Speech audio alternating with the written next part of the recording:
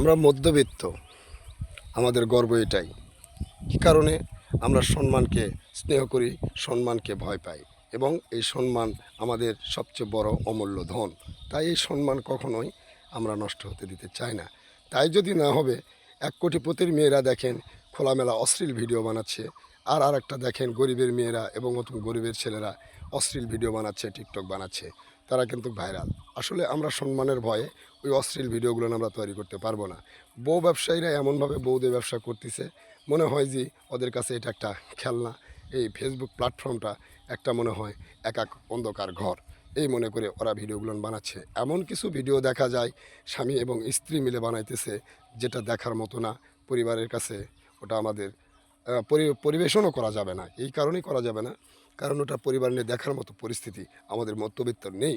ওরা শুধু ধনীর দুলালি, ধনের জন্যই ওরা আরও অনেক কিছু করতে পারে। ধন্যবাদ সবাইকে।